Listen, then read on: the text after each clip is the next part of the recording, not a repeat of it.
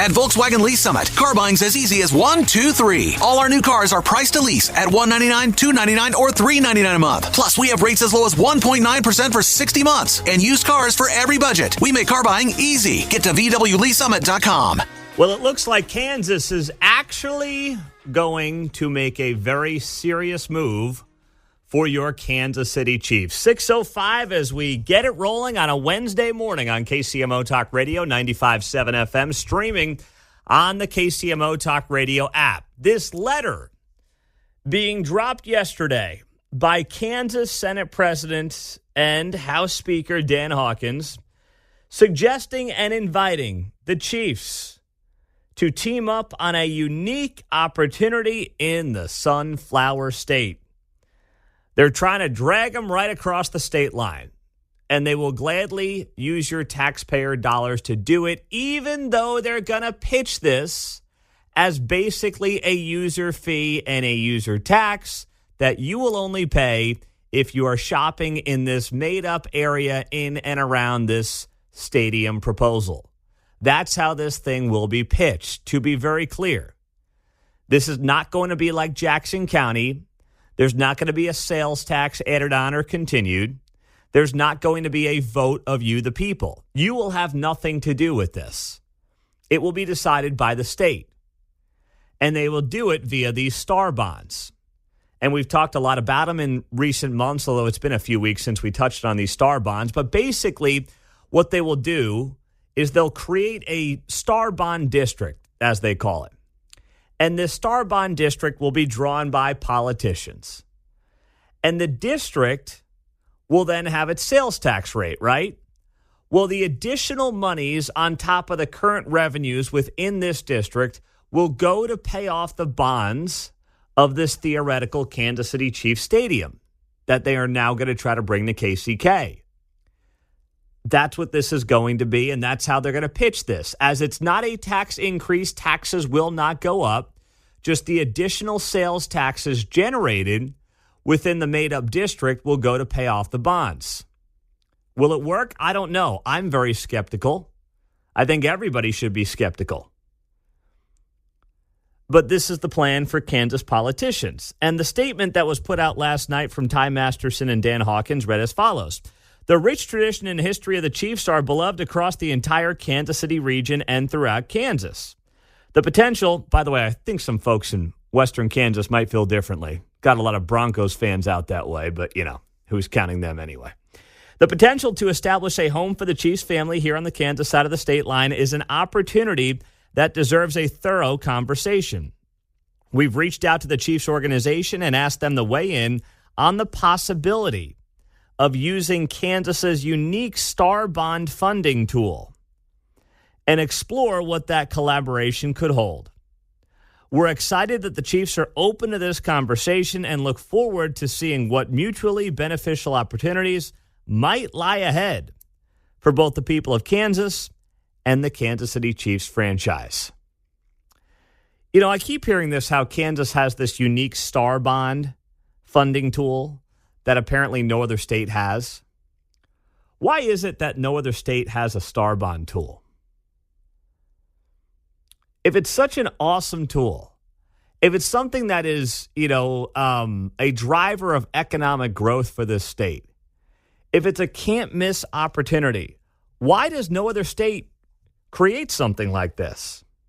I don't know the answer. I just know that if it was the home run that Kansas politicians tell us it is all the time, then other states would have copied the model. And the star bond stands for sales tax and revenue bonds. That's what the star stands for, sales tax and revenue.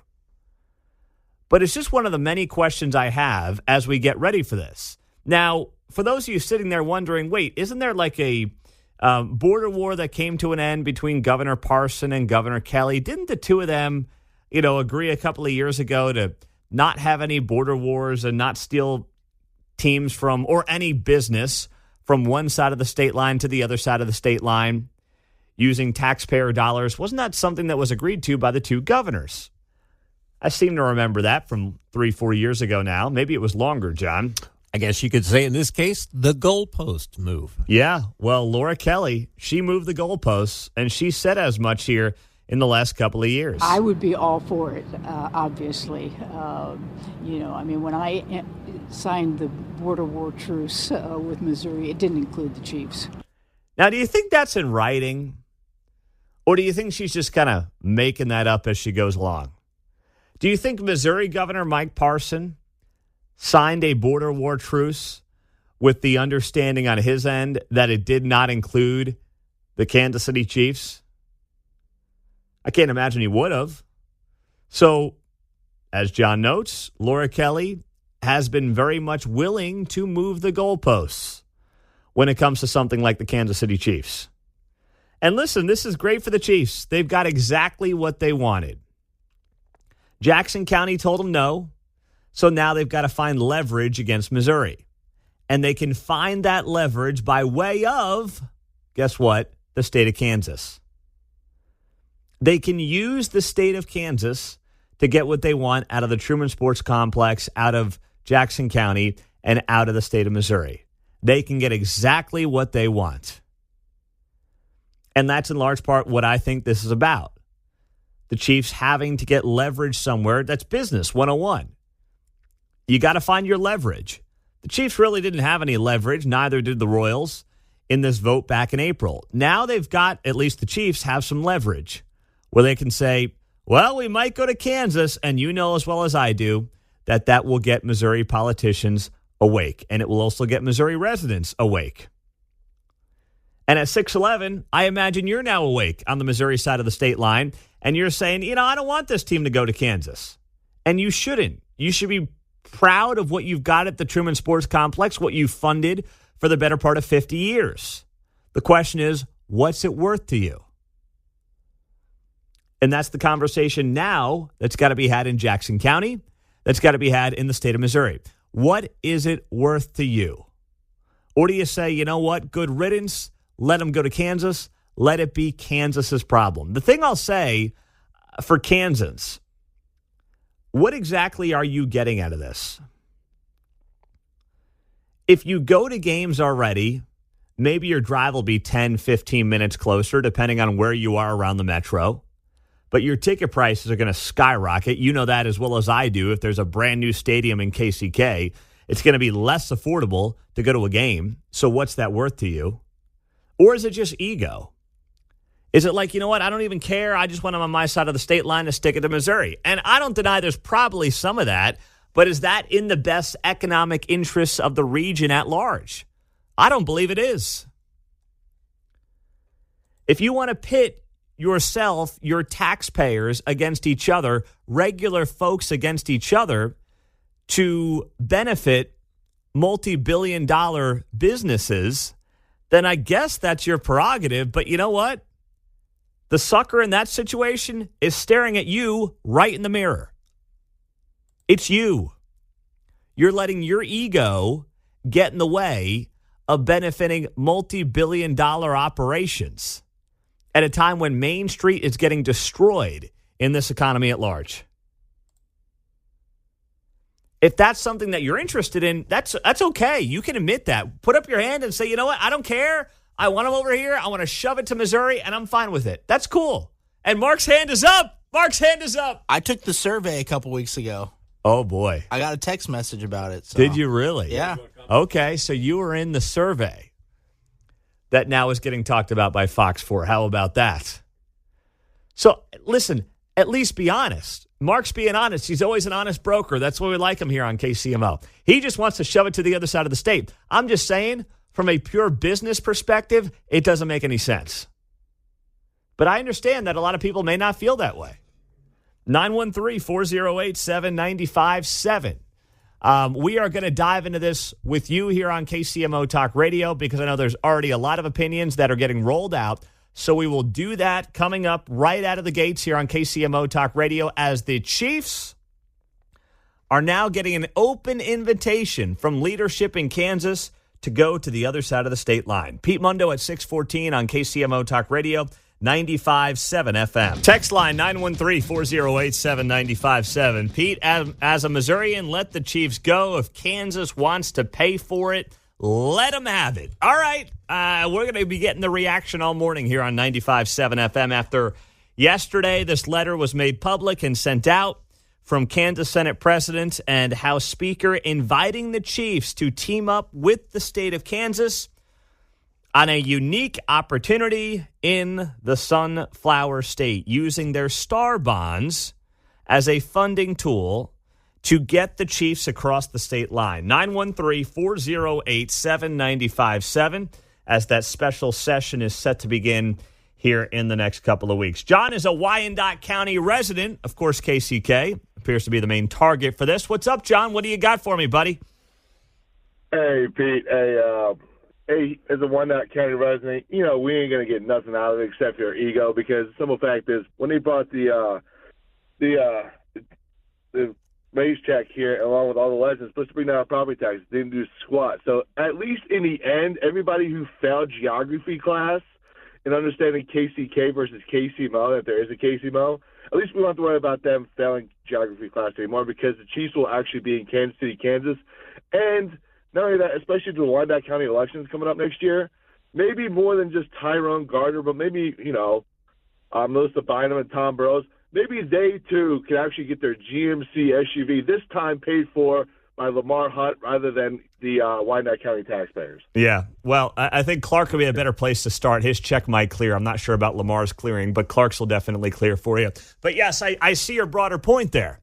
Wyandotte County residents have been promised, and this happens all the time. Hey, when you get a big project here, we'll be able to keep your property taxes in check. We'll be able to, spur all this economic development that's going to make you all sorts of money as business owners and as residents. And then usually it's rarely ever working out that way. So that's what many people realize. John realizes that. And I think Kansas residents will slowly come around to realizing this. But remember, the pitch is going to be taxes won't go up. That's going to be the pitch. I still am not clear on the math. I don't see how you can build what is likely to be a $2 billion stadium. Maybe it's like 1.3, 1.4, but let's just round it up. Let's be honest. With the way things are going on inflation, $2 billion is going to be nothing pretty soon. You're talking about a $2 billion stadium, and you're talking about using increases in revenues in this made-up Star Bond district to pay off the bonds on this $2 billion deal. Now, maybe the Chiefs say, hey, we'll kick in $1 billion, so maybe it's $1 billion. No one really knows. None of that is obviously has been discussed. But is there really enough revenue when it comes to increasing sales taxes in the district to make the math work on this thing? I'm just very skeptical. I'm not going to sit here and do the fanboy, brand new stadiums, Final Fours, Super Bowls. This is just a home run. You'd be a fool to not go along with this. No, it's ridiculous. There's no doubt in my mind, if the Chiefs got a new stadium in KCK with a roof, they would get one Super Bowl. One. And then they'd go back to the usual rotation. Miami, Tampa, New Orleans, Phoenix, Houston. They'd go back, Dallas. They'd go back to the same old rotation. And maybe Kansas City once every 15, 20 years gets a Super Bowl. You think that's worth it? As someone who lived in a town where they had a Super Bowl, I was working in New York the first year when they had that Super Bowl at MetLife Stadium. It was the Seahawks and I think it was the Broncos. Yeah, the Seahawks destroyed the Broncos. Yeah, it was the Seahawks-Broncos Super Bowl. I was working in sports media at the time. I was living 20 minutes away from MetLife Stadium. I saw no residual impact. My life did not change. I wasn't invited to any parties. I didn't go to any events. I did nothing around that event. Maybe my ego felt better about having a Super Bowl 20 minutes from my house, but it had nothing to do with me. Didn't make my life one bit better. Didn't make me $1 more. So maybe you get one Super Bowl every 20 years. Maybe you get a Final Four once every 20 years. What's that really worth? I mean, if KU's in that Final Four, that's kind of cool, but you can't guarantee that, right? So what's it really worth to you? Not to the team, not to maybe the coffers of the local governments who are continuing to just want to spend as much money as they can as property taxes keep going up and everything else. What's it actually worth to you, the resident? That's the question you have to ask yourself. 913-408-7957. On the text line, Pete, everybody knows that Johnson County would factor into the mix. See, I'm not sure that it would. I don't know where the space is. I know there's been rumors about the Royals at different points in Johnson County, but I don't see where the space is for the Chiefs with the parking they would need to find a spot in Johnson County. It seems very easy and obvious to have them up by the Legends, where obviously there's a tremendous amount of space. And frankly, I also think there's a lot of the not in my backyard stuff going on with the Chiefs going to a place like Johnson County. We all also know that it doesn't do a damn thing for residential properties around an NFL stadium. And that's true in basically every major American city. Look at around Arrowhead. You don't have to be a realtor to understand those homes are not multi-million-dollar homes. They're not. And there's a reason they're not. Nobody wants to live near NFL stadiums. They don't. So I don't think Johnson County is in the mix. I think there are people in Johnson County who want to be closer to them, and that's where Wyandotte County factors in. That's where KCK and the Legends factors in. But frankly, what are you saving at that point? 10, 15 minutes on your drive? Maybe. I mean, I happen to live in Johnson County, and I'll get home from a game in 30 minutes. Not that big a deal. So we will talk to Ty Masterson, the Kansas Senate president, at 9:15 this morning. Michael Austin at 7 o'clock will speak to this. Patrick Tuohy as well at 8:30. Part of a very busy morning here on KCMO Talk Radio at 95.7 FM. Coming up next, what happened on this show yesterday that spurred some statewide debate in Missouri? We'll tell you coming up. Well, yesterday on this show, I didn't expect it to spur a lot of controversy, but that's exactly what we did. Unintentionally, I will add, by the way. So today is obviously June 5th, and by the way, tomorrow's the 80th anniversary of D-Day. We're going to be out in Abilene at the Eisenhower Presidential Library. So I will take all recommendations for bars and restaurants in Abilene, all 7, before we head out that way tomorrow for the show. But we are 2 months away, almost to the day, from the Missouri Republican gubernatorial primary. Tuesday, August 6th is when you will go to the polls and you will vote on who you want to be, if you're a Republican, the next governor of Missouri. Same thing with the Democrats. But let's be honest, whoever wins the Republican nomination is the overwhelming favorite in this race. And there are really 3 guys in the race who have some juice. Current Lieutenant Governor Mike Kehoe, Jay Ashcroft, the Secretary of State, and Bill Eigel, who is a state senator from the other side of the state, but has, some cachet and statewide name ID. He did a Politics in a Pint with us a few months back. So, he's someone who obviously is not liked by many in the establishment, but it doesn't really matter. I mean, a lot of voters love him, and the polling suggests that he's right in the thick of it. So I had Bill Eigel on the show yesterday because he put out a post on X 2 days ago saying that he would pardon Eric DeValconaire, the former KCPD detective who is currently sitting in a prison cell after the shooting of Cameron Lamb, despite overwhelming evidence that he was doing his job that evening.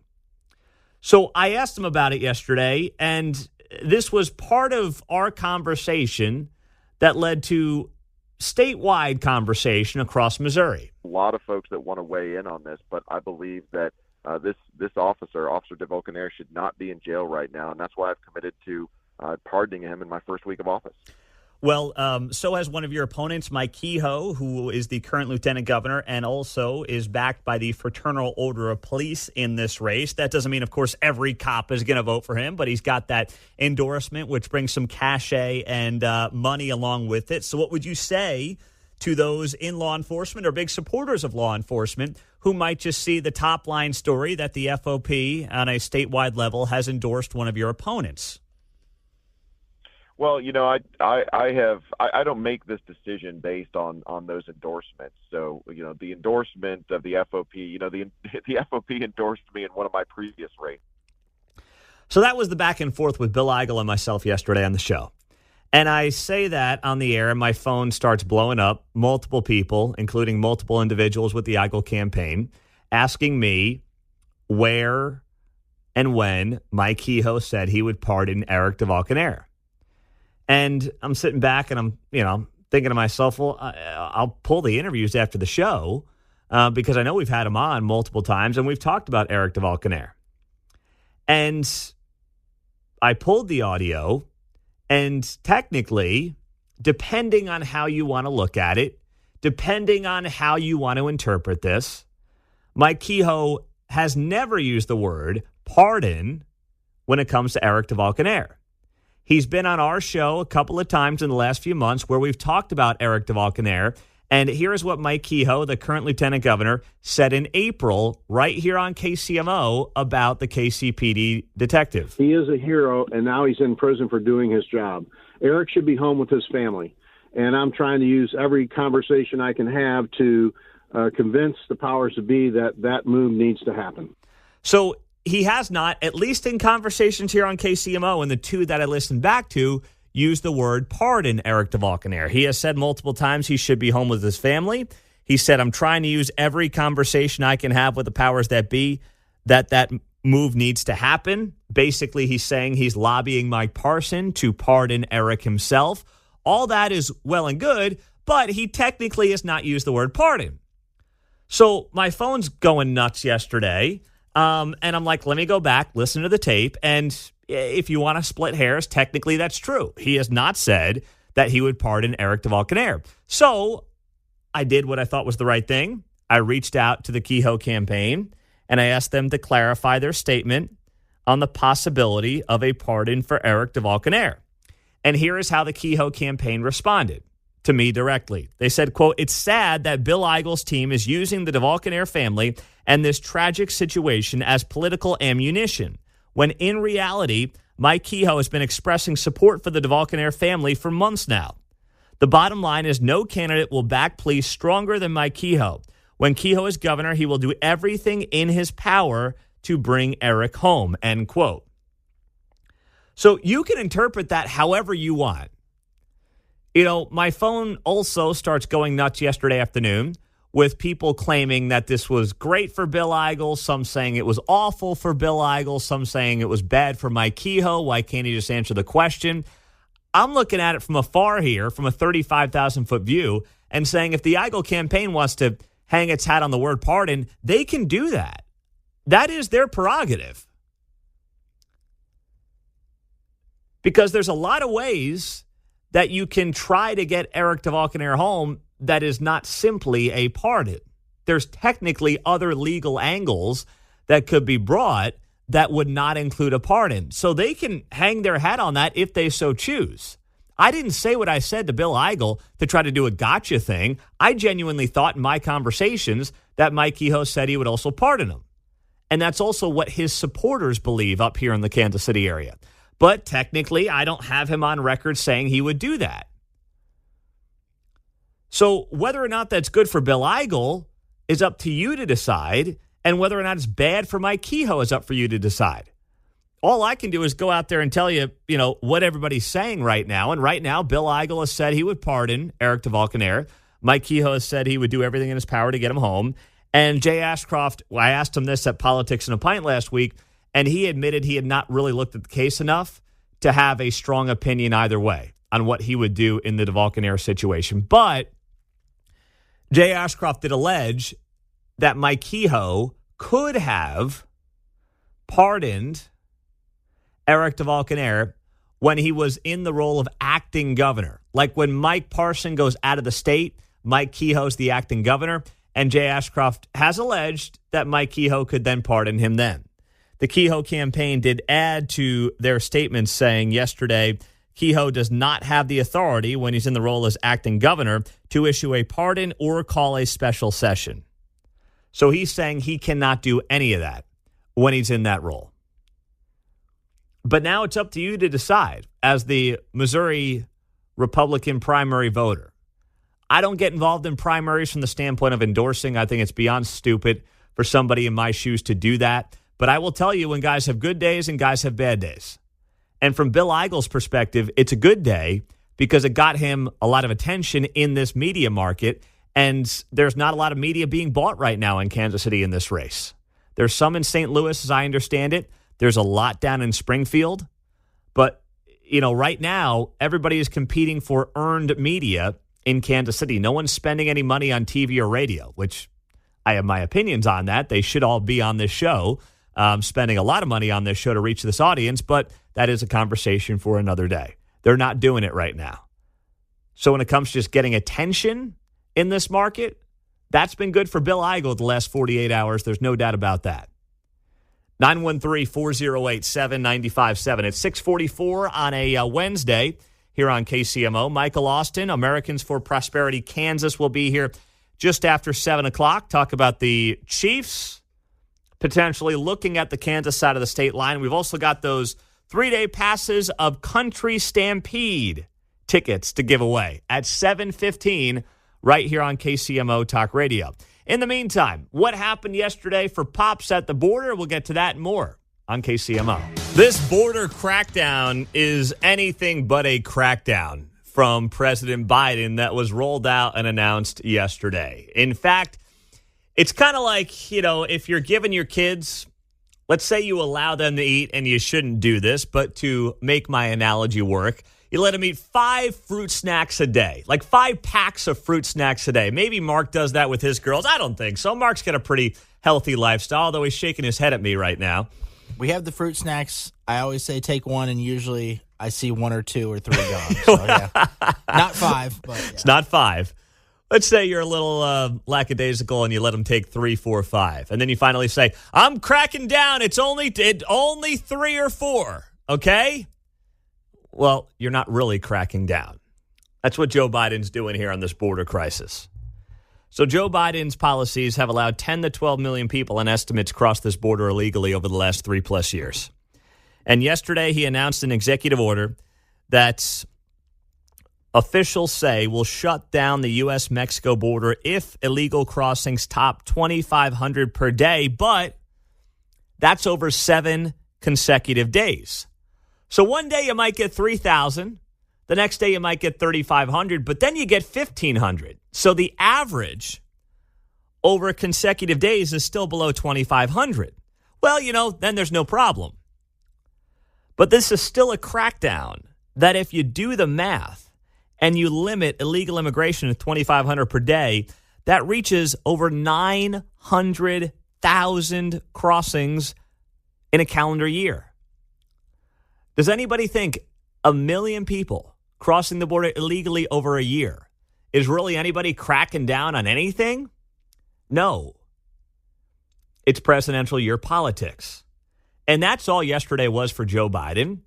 He got up there at the podium. He mumbled, he fumbled, he bumbled, and he pointed the finger at his political opponents, which the audacity of this guy who signed dozens of executive orders his first 100 days in office to reverse everything that Donald Trump did on the border that had it in relative check. It wasn't perfect, but was in much better shape than what it is right now. He reversed all those policies. And now he's got the stones or the berries to get up there and tell the American people if it wasn't for the GOP, we'd have a safe border. I mean, I don't care what your political leanings are. This is completely ridiculous. I've come here today to do what the Republicans in Congress refuse to do. Take the necessary steps to secure our border. Gosh. I'm getting pissed now. Are you kidding me? What the Republicans in Congress refuse to do. Republican Chuck Schumer. Yeah. Dude, you created the crisis. And then you sit there and you say, my political opponents won't do anything about the crisis I created. I mean, which one is it with this guy? He is all over the map on this stuff. He points the finger at everybody else for why the border's a mess when he walked into office and bragged about reversing a lot of the executive actions that Donald Trump had taken that had the border in relative check. It's just unbelievable. You have got to be paying zero attention to believe anything this guy is saying because they spend the last 3 years talking about how the border's secure, Kamala Harris has got it, there's no problem here. And now 2024, 5 months out of an election, Joe Biden's like, of course the border is a national crisis. And yes, there's millions of illegals flooding the country, but it's the Republicans' fault. And I'm now fixing it with the power I said for months I never actually had. That's the other part as well that can't be overlooked here. 4 months ago, after weeks of intense negotiation between my staff and Democrats and Republicans, we came to a clear bipartisan deal. It was clear. It was the strongest border security agreement in decades. But then Republicans in Congress, not all, but walked away from it. Why? Because Donald Trump told them to. He told the Republicans, it has been published widely by many of you, that he didn't want to fix the issue. He wanted to use it to attack me. That's what he wanted to do. It was a cynical and an extremely cynical political move. And a complete disservice to the American people who are looking for us to not to weaponize the border, but to fix it. There is one cynical political move going on here, and it's from the man that you just heard speaking yesterday, Joe Biden. That's the cynical political move here. Because this guy bounced around for months saying he couldn't do anything, saying Congress had to do something, there's nothing he can do, and now he's doing something but also blaming Congress on the back end. It was a bad bill. That's why Republicans should not have gone along with it. It was a massive win for the Democrats on a policy front. That's why they shouldn't have gone along with it. Because now they've held Joe Biden's feet to the fire. And they've required him to use his executive action power, which he has plenty of, to at least try to stem the tide of illegal immigrants coming across the border. Which is a pro-America stance. It's not an anti-immigrant stance. Remember, we're talking about people who are coming across illegally. Not those who are trying to come legally. Do it the right way because they love America. You're talking about millions of people who have crossed the border on this guy's watch, and now he's going to crack down and try to look like a tough guy and think the American people are going to buy it? I mean, you have got to be not paying an ounce of attention to think that this is in any way how it's going to work. So the order that Joe Biden announced yesterday is due to take effect immediately, will bar additional illegal immigrants from applying for asylum during periods of heavy traffic, but would lift those restrictions 2 weeks after daily crossings average 1,500 per day for 7 days. So basically, they would put this cap on it, but then once they get down to about 1,500 per day over a week, well, guess what? Then it's back to being a free-for-all. So you more or less just have to wait your turn. You know, you just got to time it right when you're coming across the border. That's the name of this game. And it's so disingenuous from this guy on so many levels to sit there and say that he's actually the one who's doing anything on this front when he has not been willing to do a damn thing. When it came to the border for years, not months, but years, he hasn't wanted to do anything. But here's the problem for him. This is now a top 2 issue in basically every poll. And it's a top 2 issue because he's bungled and fungled and mungled and jungled the whole thing up. He screwed this thing so many times over that now the American people actually notice. And they're noticing in every major American city. In New York, you had a couple of illegal immigrants involved with shooting a cop. We know that here in Kansas City, Mayor Lucas has apparently welcomed with open arms at least some illegal immigrants from Denver and Chicago. We don't know where that stands. We'll have the mayor on tomorrow and maybe get an update on that front and much more. So it is impacting every major American city, some more than others. And the American people are noticing. And now Joe Biden's trying to look like a tough guy and be like, oh, see, I'm going to do something about it. Don't you wait. I got you covered. Don't worry. Who's buying that? All right. The poll that dropped yesterday, this was picked up by Fox 4 in the wake of this news that the state of Kansas is going to make a play for the Chiefs coming up with their special session that begins on Tuesday, June 18th. It was a poll that many of you received text messages on because you asked me about it. And Mark got the text message about the poll as well. And here was the question on the poll. We're going to have the pollster on tomorrow talk about this. Says here, voters in Jackson County, Missouri recently voted against a proposal that would have funded improvements to the Kansas City Chiefs Arrowhead Stadium. The Chiefs are now looking to secure their home in the region for generations to come. The Kansas legislature is considering a proposal that would bring them to Kansas and keep them in the area. Do you support the Kansas City Chiefs leaving Missouri and moving to Kansas? Yes, 63%. No, 20%. Unsure, 16%. Now, what's interesting is that a majority of Republicans were yes votes on this. Big bipartisan support, being favored by nearly 2/3 of Republican primary voters and a majority of independent voters. Now, I say this as a Kansas resident. I have lived on both sides of the state line during my, 6.5+ years here now, but I'm now a Kansas resident. I don't get it. I really don't understand. You have a jewel of a stadium at Arrowhead that cannot be duplicated. Have you seen these new stadiums? They're all so damn generic. They're boring. They have no personality. All right, they got a couple of bells and whistles and like bigger screens. Got a big TV. Yeah, exactly. But there's nothing to them. They all look the same. It's overpriced crap. You've got a jewel of a stadium there at Arrowhead, loudest stadium in the NFL. Fans from all over the country want to experience Arrowhead. And you're going to build some generic stadium in KCK that looks like every other new stadium that's being built right now? So what? You can be 10 minutes closer to a game? For what? The economic development data is very spotty. What am I, like, I am genuinely asking you, what am I missing? I don't get it.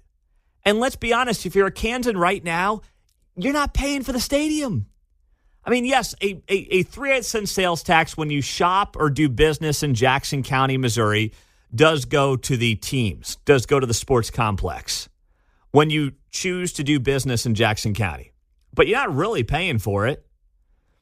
And I know they can hype up these star bonds all they want, but you just heard from Michael Austin, Americans for Prosperity. And he said of the 16 star bond projects, 3 have been a success. 3 out of 16. I will say the successful ones were the sports ones. Yes, that's true. That's the Speedway. good for the Chiefs. That is fair. They hype up the Speedway as one of their big successes.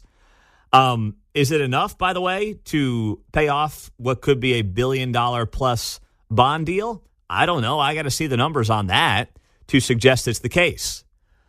But right now, the polling would suggest that 63% of Kansans are okay with this. Now, of course, the question doesn't say, how would you feel about the Chiefs coming to Kansas if you had to use your tax dollars to pay off the bonds if it was an unsuccessful deal, if the star bond deal did not work out in favor of the taxpayer, you've got to bail them out. How do you then feel about it? I would like that to be part of the question. But, of course, if you're funding a poll, you're not going to get basically, whoever funds the poll gets the answer they want on the poll. You can get a poll to say just about whatever you want based on who you ask and how you say it. And I got to imagine that was part of the plan here. Not that I'm knocking the pollster. I'm sure he's a stand-up guy. Ryan Muncie is his name. He's going to be on the show tomorrow morning. But if you pay for a poll, you can basically get that poll to say whatever you want. The text line is 913-408-7957. Pete, I don't believe this for a second. It's absolutely going to increase our taxes. Well, you know what you got to do then? You got to go out there and you got to reach out to your state rep because Mark got polled on this deal, and Mark said one of the questions was, would you vote against your state representative if they did not go along with the Star Bond deal, right? Yeah, they had like 10 to 12 questions, so that was one of them. And that was one of them. So remember, because you're not going to vote on this as the taxpayer, basically the politicians are trying to figure out if this would cost them their jobs. They want to know that they can vote for the Star Bonds and still be safe with their jobs. It's all about them. Trust me, it's not about you. These deals very rarely are about you. Well, the media was not waxing as poetic as you might think after President Biden rolled out his big border plan yesterday, which really is nothing but a chance to buy some time and make it look like he's doing something. The border plan that was rolled out by the president yesterday says if illegal immigrant crossings through ports of entry exceeds 2,500 per day over a 7-day period. So once again, that's an average. They'll basically shut it down to about 1,500 per day. And then once they get below 1,500 per day on a 7-day average, well, you know what? Then it's kind of just the Wild West again. And then if we get to over 2,500 per day, we'll bring it back down. It's a joke. That's all you need to know. It's a joke. And as Lincoln Huff said earlier on this show, he was just down at the border yesterday, Missouri State Senator. The people at the Border Patrol, the workers, were like, we don't know what this means. They're all reading it in real time, being like, what do we do with this information? Like, how is my job changing tomorrow because of this information? No one has any answers. Because ultimately, it's politics. It's not about actually doing anything. It's all about politics. The same guy who told you he couldn't do anything for the last 3 years, but then also would say he solved the border crisis with, SAR Kamala, border SAR Kamala, but then also was like, well, the GOP Congress has to do something about it. Now magically realized he's got the executive power to do something. This guy has twisted himself into a pretzel so many times, it's unbelievable. So anyway, how did the media handle this yesterday? Well, you know what? It wasn't as positive as you might have expected. Here's NBC News yesterday afternoon, right after the president made this announcement. Based on the details of this executive order and how it actually functions that we've learned so far today, I actually have to say I'm quite skeptical that this is going to have any kind of immediate, widespread, dramatic impact on the border, on the number of migrants who are crossing the border, and on the number of migrants who manage to stay in the United States as a result. And there's a few complicated reasons for that. But the main one is that I and a lot of other people were expecting that this authority to, quote unquote, close down the border was going to be dependent on the United States being able to summarily expel migrants with no due process, no access to the asylum system, immediately back into Mexico shortly after they cross. That does not appear to be the case, mainly because Mexico has not agreed to accept any more migrants than it already does. Mexico has pretty strict, specific requirements on the number of migrants that it accepts and on the nationality of migrants that it accepts. Whoa. And the U.S. cannot simply return people to Mexico without Mexico's active participation. Wait, so we're now getting people that Mexico's like, nah, we're good. Mexico is like, hey, I hope you guys are just passing through and going to the United States because we don't want you and we won't let you stay here. And they're like, no, don't worry, it's good. We're going to the U.S. Oh, phew. Okay, because you can't stay here. We're going to send you back. Mexico, that's a report from NBC News. Mexico has better limits to illegal immigration and also has limits to where you come from. Like there are certain, you heard NBC News say there in the report that there are certain countries they don't want people from. Here in the U.S., please, doors wide open, man. Come on in. Do what you want. And at 1:30 last night, along the border of California, Bill Melugin, Fox News, was there and reporting that he witnessed an enormous mass illegal crossing, hundreds of people from around the world. Nepal, India, China, Vietnam, no Mexicans. And Mexico doesn't want them. We literally cannot send them back to Mexico if we want. So what do you do? And that's why this notion that suddenly the big guy's cracking down is just absolutely comical. It's just... he's a cuckoo bird. This is CNN yesterday as well. CNN reacting to the president's immigration plan. Also calling it like it is and admitting this guy has a massive problem on his hands 5 months until Election Day. How important is this immigration issue to American voters? It's massively important, Jessica, massively important. So I just want to create sort of a timeline for you, a trend line of how different we are in the American electorate now versus where we were 4 years ago. So immigration is the nation's top problem. You know, last time around when Biden was facing off against Trump, just 1% of Americans said it was the top problem back in May of 2020. That ranked, get this, 15th on the list of most important problems, according to the American public. Look at where we are today in May of 2024. 18%. My goodness gracious, what a jump from May of 2020. 18% of Americans say that immigration or something within that realm is the nation's top problem. That ranks second. So a clear movement from 15th to second in terms of the nation's top problems. It's not much of a surprise, Jessica, that President Biden feels like he has to make a move on this right. Yeah, well, you know, normally I'd say better late than never, but as we're learning, there's very little teeth to what was rolled out yesterday by the White House. I think there's a couple of reasons that this happened. First off, this takes the news cycle away from Hunter Biden's gun trial that is also underway this week. So this makes it look like, hey, let's avoid talking about Hunter and the gun trial and everything else and Hunter in general. Let's move it away from him, the news cycle, and let's make it look like we are doing something about the border. That's all this is. As I stare at Hunter on my TV, gosh, those veneers look good. It's got to be veneers, right? You can't do that much crack and have your teeth look like that. There's just no way. So the veneers are looking good for Hunter. I'm glad that overseas money from Ukraine can pay for the nice veneers. But it takes the storyline off of Hunter Biden, in part. And we know the president desperately wants that. And then, yes, there's also the angle of making sure that there's a perception of I'm tough on the border. For maybe the average voter who's not paying a lot of attention, who's just kind of waking up to, oh, yeah, that's right, it's election year. I guess I got to figure out who I want to be president for the next 4 years. Oh, look at this guy cracking down on the border. Wow.